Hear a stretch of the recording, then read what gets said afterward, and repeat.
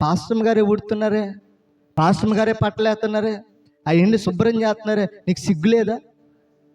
ఇల్లు శుభ్రం చేసుకున్నావు, దేవుని మందిరాన్ని శుభ్రం చేసుకుందాం ఆలోచన లేదా?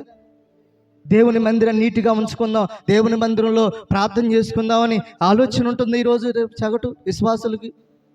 ఈరోజు నా ప్రియదేని బిళ్ళరా, పాస్టర్ గారు చేసుకుంటే, పాస్టర్ గారు చేసుకుంటే చాలే, మాకెందుకులే గుండ్రాల్లోకి వచ్చి కూర్చుంటావా? బాధ్యత లేదా మనకి? భారం లేదా మనకి? మైకులు పెడదాం, ప్రార్థన చేద్దాం, లేకపోతే ఇవన్నీ చేద్దాం అని ఒక ఆలోచన తలంపు కూడా ఏమీ లేదా నా ప్రియదేని బిళ్ళరా?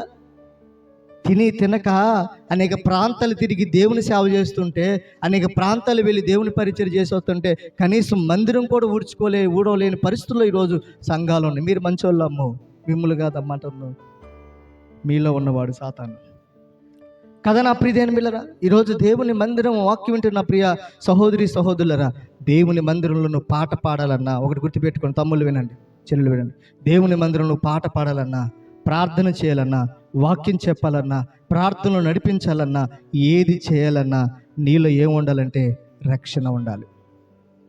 రక్షణ లేకుండా నీ ప్రార్థనకు ప్రతిఫలము కలగదు. మారు మనసు రక్షణ లేకుండా నీ జీవితంలో ఎటువంటి అద్భుతాలు లేవు. కనుక నీకెన్నో తలంతులు ఉండొచ్చు, ఇవన్నీ చేయాలంటే రక్షణ అవసరం.